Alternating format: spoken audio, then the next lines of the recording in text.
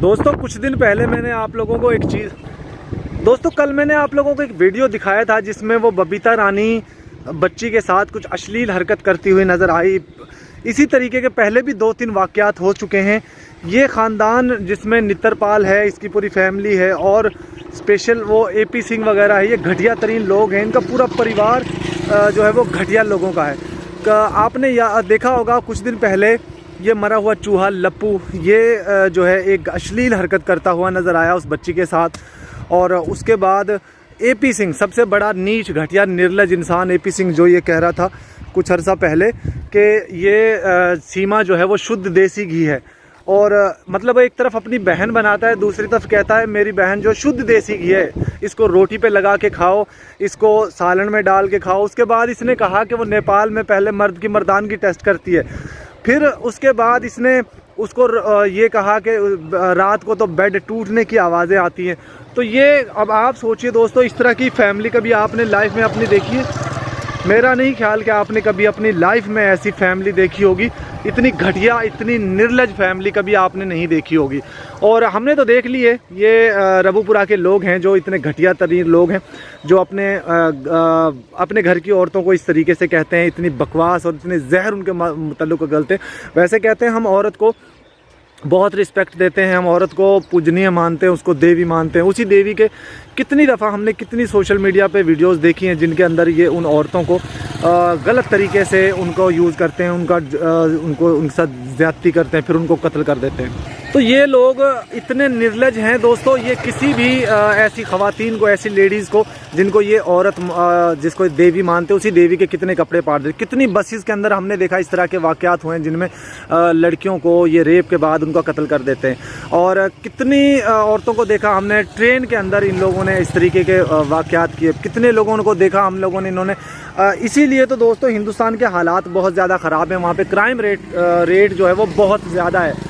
जब आप एक तरफ तो मोदी ने ये कहा है बेटी बचाओ बेटी पढ़ाओ, और दूसरी तरफ इनका नारा भी यही है बेटी बचाओ रेप करवाओ। इस तरीके के नारे लगते हैं। मुझे नहीं लगता दोस्तों इन लोगों का कोई भी अपना ज़मीर होगा। जिस मुल्क के अंदर औरतों को रिस्पेक्ट ना हो, जिस मुल्क के अंदर औरतों को इस तरीके से उनको गलत यूज़ किया जाता हो, उस मुल्क में क्या ही कानून होगा। और कानून भी आप लोग देख रहे हैं, हमारे 4 मासूम बच्चे वहाँ पे ज़बरदस्ती इन लोगों ने रखे हुए हैं। उनका मज़हब चेंज किया, और उसके बाद हमारी जो एक खातून थी उसका ज़बरदस्ती मज़हब चेंज किया, बल्कि पुलिस की कस्टडी के अंदर उसकी जो है यहाँ पर शादी करवाई गई, उसका मज़हब चेंज किया गया। ये कहीं नहीं मिलती मिसाल, ये सिर्फ इंडिया में ही मिलती है।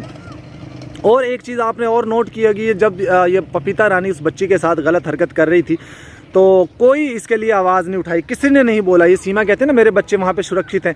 क्या बच्चे तुम्हारे सुरक्षित हैं? तुम अपने बाप के घर से लेकर आई थी बच्चे हमारे हैं, हमारी अमानत हैं, जिनको तुम ज़बरदस्ती अपने जिस्म की हवस मिटाने के लिए वहाँ भाग कर लेकर गई हो, जिनको ढाल बनाकर तुम लेकर गई हो। और इस तरीके की हरकतें जो ये कर रही हैं, जिस तरह बबीता रानी ने उस बच्ची को गलत जगह पर टच किया है, तुम्हें शर्म नहीं आई?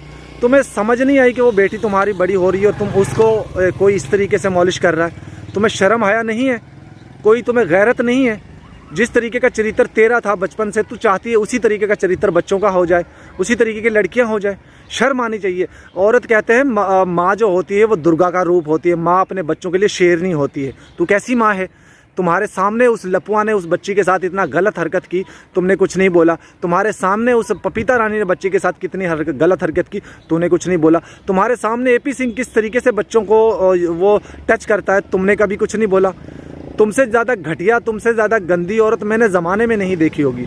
दोस्तों कहीं ना कहीं ये गंदे लोग, गंदा परिवार, गंदी फैमिली, इस तरीके के इनकी इज्जत इतनी नहीं है जिस तरीके के बनाने की कोशिश कर रहे हैं। रबूपुरा में मुझे नहीं लगता कोई भी फैमिली वाला बंदा होगा, इतने गंदे और घटिया तरीन लोग होंगे जिस तरीके के ये लप्पू हैरिस की फैमिली है।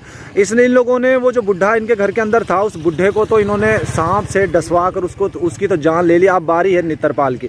नित्रपाल को भी इन लोगों ने, आपने देखा होगा वो किस तरीके से खांसी कर रहा था, वो बहुत ज़्यादा बीमार है और मैं तो कहता हूँ वो मरने वाला है। उसका भी ये सीमा सबको जो है ना वो पॉइज़न दे रही है, जिसको पॉइज़न दे रही है, स्लो पॉइज़न दे रही है, ताकि ये सब लोग मर जाएं। क्योंकि सीमा अब इनके चुंगल से छूटना चाहती है, वो थक चुकी है, वो नाच ठुमके लगा कर इनको जो इनका खिला रही है, इनको पालन पोषण कर रही है, अब वो थक चुकी है और वो चाहती है कि मैं इनसे जान छुड़ा लूँ। क्योंकि वो अब इन लोगों को पैसे नहीं देना चाहती, वो चाहती है कि मैं अपने बच्चों को लेकर यहाँ से निकल जाऊँ, 4 पैसे इकट्ठे करूँ और मैं यहाँ से निकल जाऊँ।